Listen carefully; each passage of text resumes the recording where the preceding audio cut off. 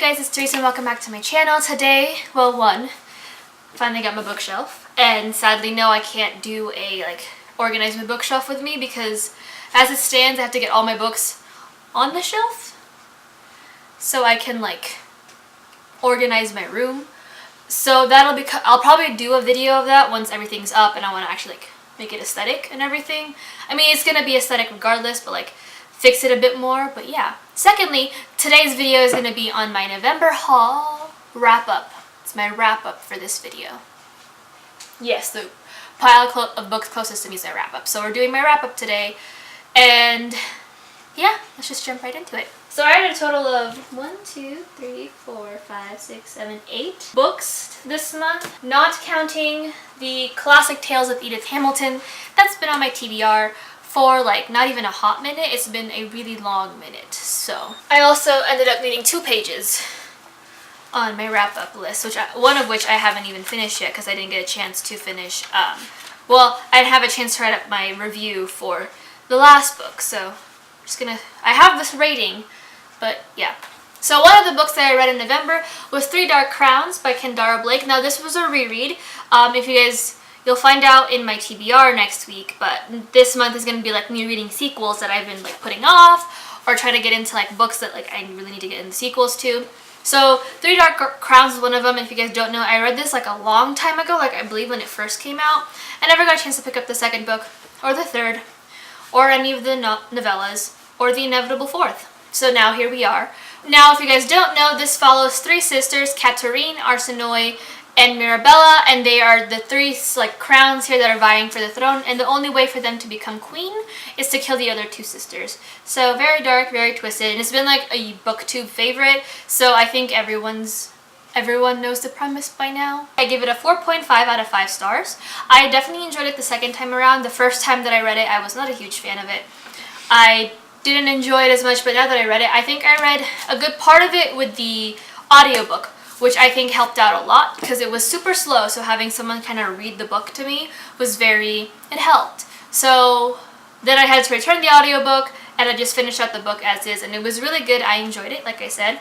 I just think that it is really slow, which was why I had such a problem getting into it the first time I read it, and why I definitely do recommend the audiobook, because the narrator does a wonderful job narrating the book as she continues. I didn't finish it, but I did definitely enjoy her narration style and everything. And it made everything go, move on together. And then another thing that frustrated me was the pronunciations. How am I supposed to know that Catherine, I'll put the spelling on the screen, is pronounced Catherine when there's an H? And then Arsinoe is not pronounced Arsinoe because there's an E at the end. So I would pronounce it Arsinoe in my head, and then I heard the audiobook, and it's no, it's Arsinoe. And how am I supposed to know the Kara, how it's spelled is pronounced Kara? I pronounce it Karag. Karag? Whoever wants to write a high fantasy kind of thing with funky spellings, like kale, still pressed, make sure that every edition has a glossary or an index or some kind of pronunciation guide, because, not gonna lie, I didn't even know that Fenburn was pronounced Fenburn. So, learning new things. But yeah, like I said, 4 out of 5 stars. I'll be picking up, I believe it's 1 Dark Throne this coming December, so hopefully I will enjoy that as much as I like this one. The next book I literally finished at 2 a.m. last night, and I know it's December 1 when this video goes up, but I'm counting it for November 30th because I got really busy with trying to finish NaNoWriMo, which, by the way, finished it with 50,200 something words, so yay me, literally at 11:53. So yeah, but that is Queen of Shadows by Sarah J. Maas. Now Queen of Shadows, I believe, is I'm looking at my books, 4th installment of the Throne of Glass series. Now this follows Selena Sardothian as she escapes, or is freed from the slave camps of Vandovier to be part of the king's kind of champion game, where if she wins, she has to serve him for X amount of years, and then she's free to live the rest of her life. Now this is a series that turns itself on its head, but I can't really explain the actual plot of this 4th book because 1, it is really thick, and 2, since it turns you on its head in the second book, you can't really give an accurate depiction of what the book is going through without having to spoil the series. But I gave this a 5 out of 5 stars. I think this is one of my favorite out of the series thus far. The character progression was really great. The characters made me sob hysterically. The plot kept like twisting and turning and giving all of these like little, it gave a lot of closure to the other subplots that were going on throughout the other 3 novels, and it has opened up for another plot that will be continuing on with the rest of the series. So 5 out of 5 stars, and I don't have my Goodreads review up on it right now, but I will try to have it by the time this video goes up later tonight. This video will be going up late, so yeah. But like I said, hopefully this will be up later tonight with like the review, so you'll have more of my thoughts on it. But if not, 5 out of 5 stars, would recommend the series, and the review will be coming soon, because like I said, I finished this book at like 2 a.m. so my thoughts are a little scattered and I don't even know if I'm speaking coherently right now. So it's fine. The next book on this list is Dear Martin by Nick Stone. Now this has become kind of another booktube favorite, or a well-known booktube book. And it follows this kid named Justice, who is a straight-A student in this prep school, does really wonderfully, is a great guy, but somehow still ends up on the wrong side of the law when he tries to help out a friend, kind of like drive her home, and ends up in handcuffs. Now he has to kind of deal with the fact that even though he's this good kid, never been in trouble, racial inequality still kind of lives in his home. And I gave this a 3 out of 5 stars, or 3.5, I don't remember. But I definitely did enjoy this book. I thought it said a lot of like important things, and it does tell us it from this perspective of a black male teen, which I don't think happens a lot, since a lot of YA lit tends to be written from a female's perspective. You'll just have like other perspectives of other characters, but this one, the title character is a black male teen. And there were certain things that ruined the reading for me. Like, there is some mixed media, which isn't bad. Like, he has his letters to Martin Luther King Jr., who explains kind of like how he's feeling, and like he's trying out this experiment where he's like, what would Martin do to like be a better person? So that part of the mixed media like was fine. However, it does switch from like prose to script style, and I felt that was really jarring.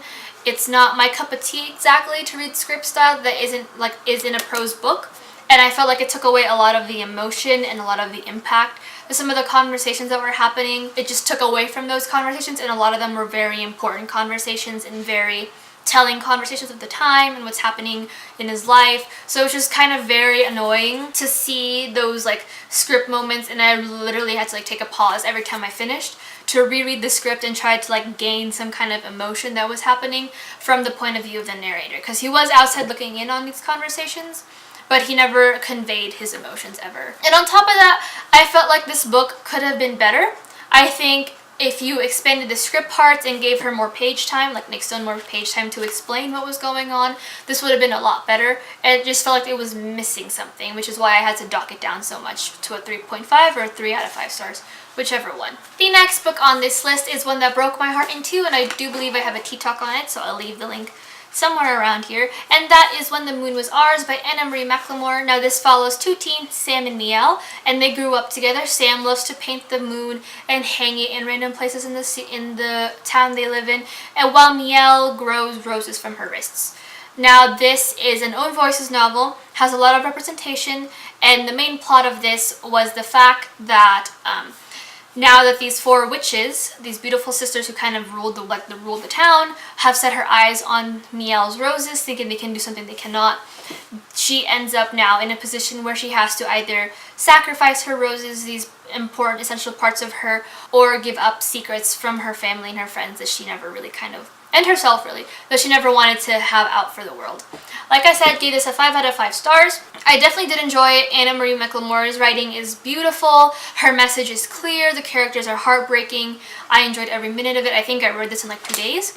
But while I was writing my review, and I'll go more into this in my tea talk, which again will be linked somewhere here, I felt that the plot wasn't very, it's a magical realism, so there's a lot of nonsense in the plot of itself. Felt like the main plot still felt like a subplot alongside with the other plots. So I think that without that main plot, it was kind of hard to figure out exactly the point of the book. So, but still at a 5 out of 5 stars. We'll be picking up her books in the future. The next book that I read is also another audiobook that I finished this month, and that is Blue Lily, Lily Blue by Maggie Stiefvater. This is the third book in the Raven Boy cycle. The easiest way for me to describe this series is that these boys are looking for a dead Welsh king sleeping in Virginia, while Blue has been told all her life that if she kisses the true love of her life, she will end up killing him, or her kiss will kill him. So this is the third installment, and I gave this a 4 out of 5 stars. This was a lot easier to get into than the previous book, The Dream Thieves. I thought that the character progression was a lot easier to follow. The plot, while still very complex, was not nearly as hard to chew through. Despite the heavy writing, it was just a lot easier to chew through, a lot simpler. Like, for me to follow, I think it wasn't as complex as the second book. I honestly forgot what happens to one character in the end, and that was not a fun time. And this isn't much of a spoiler because you meet them in the book, but I really, like, I was looking at someone's review and someone was like, or something on Pinterest, and someone was like, I need Blake Lively and Ryan Reynolds to play the Green Mantles, and I have never felt for something more in my entire life than I did reading that statement, and I wholeheartedly agree. But yeah, like I said, 4 out of 5 stars, would recommend, and I can't wait to finish out the book, the series rather, because I've had the 4th book for like a long time. The next book that I have on my list is one that I heard a lot of good things about, but I don't know, it just didn't vibe with me very well, and that is Beast by Bree Sprankler. Now, I gave this a 3 out of 5 stars? 3.5 out of 5 stars. And this book is about Dylan, who is kind of like, in all essence, looking like a beast. He's 15, super tall, super hairy, has muscles because that's how his body is built without having for him to really work out. And one day, once his school somehow magically, bans all headgear, he ends up falling off his roof, and is in a self-help group where he meets Jamie, who is this spunky, witty girl, and he somehow blanks out the entire first meeting, and later falls head over heels for Jamie, only to find out that she's trans, and he kind of has to figure out the whole like sexuality thing. And like I said, I gave this a 3.5 out of 5 stars. I really enjoyed it, I did. But I just really was not a fan of Dylan. Like, I was waiting for some kind of redemption arc with him, something that'll make me just feel for him, and nothing. Like, I just got, like, we would take 1 step forward with him, and then toxic masculinity came in, took 2 steps back, and some of his reasoning and rationalizing to do things that he did was just not there, and I just did not enjoy it at all in the slightest. And like, his relationship with his mom and his best friend, I think those were really problematic, and he fixes his relationship with his mom in the end, spoiler. But I just think that he could have fixed his relationship with his friend as well. Even if it's not like super close, they could have gotten back to a place where they were civil with each other. It's just, I don't know. It was great. Like, I think that the topic was good, the execution was great, but I just think that there was something underlying this book that kind of bothered me, and that was a lot of with Dylan's character, honestly. The next book that I read is the new release that came out, I think, a couple months ago, or a month ago from November, and that is What If It's Us by Becky Albertelli and Adam Silvera. Now, this follows a very nice meet-cute between Ben and Arthur. Ben is currently shipping his things away in a box, and Arthur follows him into the post office because he was cute. And they kind of lose touch of each other, and it's this kind of weird misconnection. Things don't work out, and it's just a very big question of, like, the universe seems to be telling us not to get together, so what do we do? I ultimately gave this a 3.5 out of 5 stars. I have a video of it all somewhere up here, and I'll leave it there.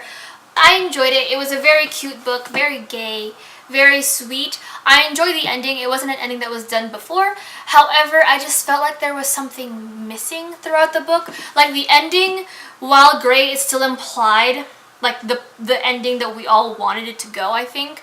And like I said, it was just missing something. I felt like they tried to make Ben and Arthur quirky at the same time, and since like we didn't really get to see them interact for like the first half of the book because they were trying to find each other, it was just like I confused them quite easily, and like I had to start like the only way that I figured who was who was through their friends and who they mentioned in like in their chapters. But like after, like even when they said like, oh yeah, this is Ben talking, this is like Arthur's chapter, I was still very much like, what do you mean?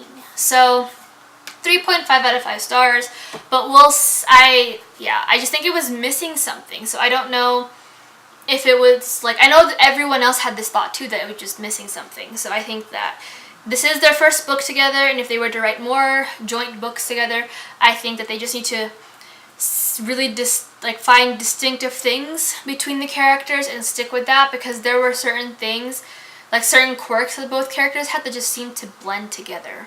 And that was a really hard thing for, like, I honestly thought I was hitting a reading slump while I was reading this book, because I could just not get into the first half. So it was just really unfortunate that I didn't like fall head over heels with it, but still would recommend the book. I mean, like, we need more like LGBTQ rom-coms out there. So, oh, almost done. The last book on this list is one that I finished off and I was very happy to, and that is Always and Forever Lara Jean by Jenny Han. Now this follows, if you don't know the trilogy, follows Lara Jean, who her letters that she wrote to these 5 guys expressing her love for them and kind of closing off her feelings for them, get sent out, and one of them happens to be to her sister's boyfriend. So in order to kind of like get the boyfriend off the tail, she has to do some drastic things. So this is the last book in this series, and I gave this, I believe, a 3 out of 5 stars as well. 4 out of 5. Just kidding. I did do a series review on the entire series, that is up, so if you want to watch it, I'll leave it linked below. But I enjoyed this book. This was definitely one of my favorites out of the trilogy. I think that I like that we got to see more of like the family aspect of Lara Jean's life. Same thing with Peter, and more worries about college and life that didn't have to worry about just them. But one of the biggest things that dinged me, and that continued to ding me about the series, was that they just dealt with things really immaturely.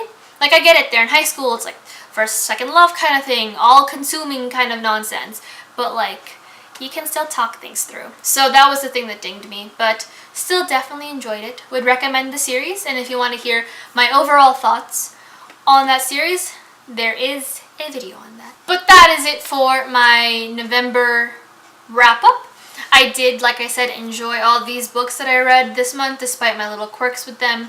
So hopefully November will roll as good graces into December, because I have a lot of sequels that I'm reading. So, but if you want to see more of these videos, hit like. I do upload these once a month, but I do upload videos every Saturday and Wednesday, so subscribe if you don't want to miss any more. And then if you have any books that are like I have on my TBRs, or any books that you typically enjoy and want me to read and do reviews on, leave those down below as well. I do love taking taking suggestions, and I do plan on picking up books that you guys have suggested for the new year. So until Wednesday, I'll see you guys in another video, and hopefully next week, as in like next Saturday, this will be all decorated. But until then, bye!